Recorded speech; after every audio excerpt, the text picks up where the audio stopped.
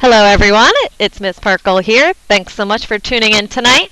Tonight we are going to do a little mini lesson intro to lesson number 6, adding and subtracting polynomials. So in front of you, you should have the lesson number 6 worksheet that you picked up in class today. If not, remember you can find an extra copy on the e-board. If you go to the calendar, today's date, you will be able to print out another copy. So throughout the video, please make sure that whenever I write something down, you are writing it down as well. The great thing about a video is that you can pause it if I'm going too fast, and you can always rewind. So keep that in mind. You can pause at any time. So here we go. Lesson number 6, adding and subtracting polynomials. So at the top of your page there are two definitions, the word term and like term. So it's important to know what a term is. So if you see the definition there, it says a number, it could be a variable, or it could be a product or quotient of numbers and variables. So another way you could think of this is that there really are just monomials. Okay, so please write that down. For example, a number could just be the number 7. That is a term. It could be a variable like the letter W. It could be a product of numbers and variables. So something like -3y squared is a term. So as long as it only has one piece, a monomial, that is a term. Our focus of today's lesson is going to be on like terms. So we need to understand when are 2 terms or 3 terms like terms and not like terms. So like terms. These are terms that have the same variable and they have the same exponents. It's important to note that the coefficient may be different. So remember, the coefficient is the leading number in front. Here are some examples. If I have a 3a and let's say a -4a, these are like terms because they both have an a to the first power. Remember, we just don't see that one there. And the coefficients are different, which is allowed. Another example could be, let's say, 6x squared y, and it could be something like 1/2 x squared y. So again, my bases are the same. My variables, x squared, and y to the first power, and y to the first power. So these are some examples of like terms. At this point, please pause if you have not gotten this down, and then you may go ahead. So to give you another example of like terms, okay, because it's important to know that for adding polynomials for today's lesson, let's actually get that down here first. When we are adding polynomials, you are just going to combine like terms only. Okay, please write that down. So for example, I like to use these 2 scenarios down below. Let's think of it this way. If you have 1 red apple and 1 green apple, okay, can we add the 2 of these together and say we have 2 red-green apples? No, that's nonsense. So a red apple and a green apple are not like terms. Although they're both apples, we cannot actually add them together, so we just keep them the same. Okay, a red apple plus a green apple is still just a red apple plus a green apple. Kind of similar, but they're not exactly the same, so we can't combine them. Down below, I also like to use the battery example. So we have 2 AA batteries here. So we can sort of think of this as 2a squared plus, then I have 1 AAA battery. We can relate this to 1a to the 3rd. So I want you to think about, if I asked you to add these batteries together, some students might say, well, now we have 3a to the 5th batteries. Is that true? Absolutely not. So this is another example of 2 terms that are not like terms. We cannot actually add them together. So remember, in order to add them together or combine them, they must have the same variable and the same exponent. So they must be identical. All right. So let's apply this to actually adding polynomials. So at the bottom of your page, there are two examples there. And let's follow along. So we are adding here a binomial plus a binomial. So we are going to combine like terms only. What I like to do when I'm adding polynomials is you're actually allowed to get rid of the parentheses, okay, since we are adding right here. So let's rewrite this without our parentheses. And you are going to look for like terms, okay? Before we do that, I also want to talk about something that is called standard form. And if at the bottom of this page you could write this down, okay, I want you to write down standard form.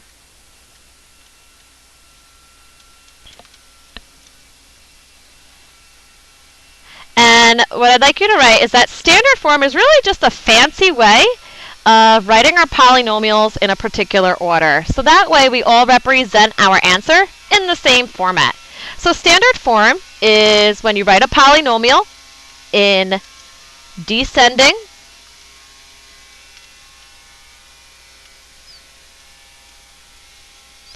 order. Okay, and we're going to go descending, which means go down, starting with the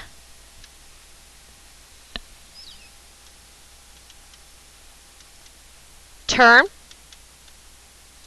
with the highest exponent. Or we could say the largest exponent.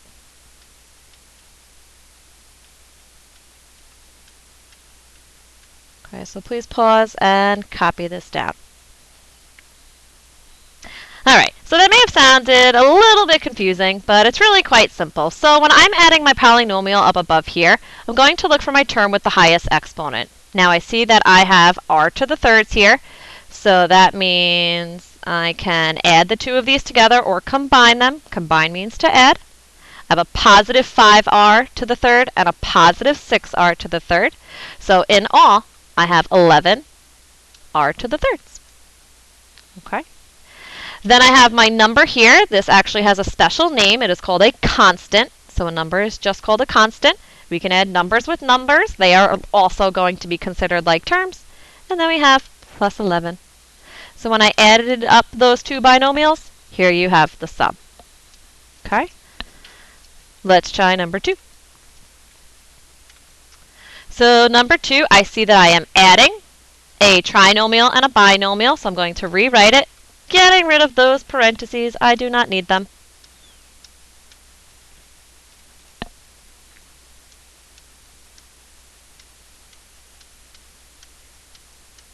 Okay. Now I see my highest exponent is a t squared. So I see that I have a positive t squared. Please make sure you always make this sign here, this plus sign, or the sign to the left of each term, go with that term. And over here I have a negative t squared. Okay. Remember, there's really ones here. So if I add the two of these together, a negative 1 and a positive 1, I really end up with 0 t squareds. I don't need to write anything for that because I have 0 of it. So they go away. Then I'm going to go to my t's. I see that I have a positive 9t and a negative 1t. If I add a negative 1 and a positive 9, I get 8. And I have 8 t's. Lastly, I see the 5 all by itself. He will come down. It's a positive 5, so I'm going to put a plus 5.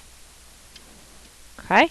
And that is how you add polynomials. So we look for our like terms, we drop the parentheses, and we write it in standard form, which we will continue practicing on the next 2 examples. Please pause again if you need some extra time. On to subtracting. So subtracting polynomials, we are going to think of that in a different way. So if you take a look at example 1 and 2, we could see the subtraction sign in between those polynomials. And from now on, you're going to think of subtracting polynomials as distributing the negative sign as a negative, just like we did in lesson 4 with distributing. Lastly, then you will combine. All right, so example 1. I see a binomial minus a binomial. Just like my note says, I'm going to distribute the negative sign here as a negative. and then combine. So I really mean it's just a negative 1. So I will distribute. Remember, the parentheses go away. So I will end up with negative 1 times 3x is a negative 3x. And a negative 1 times a positive 5 is a negative 5. Parentheses are gone. And I'm just going to bring down my first polynomial in the front. All right, so I distributed the negative, and now it's time to combine. So start with your highest exponent term. I see an x squared or 1x squared. There's no one to match him up with, so I will bring it down. Then I see that I have a term with an x, just an x variable. No other term to combine it with either. It will come down after the x squared. And lastly, I see my constants, my numbers, a negative 2 and a negative 5. Remember, we're really adding the two of those, so it's like negative 2 plus a negative 5. And when we combine them together, we get negative 7. And that is example 1. Moving on to example 2, it looks slightly different. I do see my subtraction sign. However, there's also a 2 connected to that sign. So now what we're going to do, instead of making it a negative 1, like we did over here, it's a negative 2. We will distribute, drop our parentheses, and combine. So I'm going to bring down my first polynomial, x to the third, plus 8x. When we distribute, we multiply. So a negative 2 times an x to the third is negative 2x to the third. And a negative 2 times a positive 12. That's negative 24. Look for like terms. So I see an x to the third. That's the highest exponent here. There's a 1x to the third and a negative 2x to the third. So we are combining these. By combine, we mean as. So we're really doing a 1 plus a negative 2. And that is negative 1. So negative 1, x to the third. Okay, it's important to notice that every time we've been combining our like terms, we keep that like term. It doesn't change, which is why we were allowed to add them together in the first place. We are also left with a positive 8x. No other x terms, so I will bring that down. And lastly, our constant, the number. No one else to add him with either, so I will just bring down the negative 24. And that is it.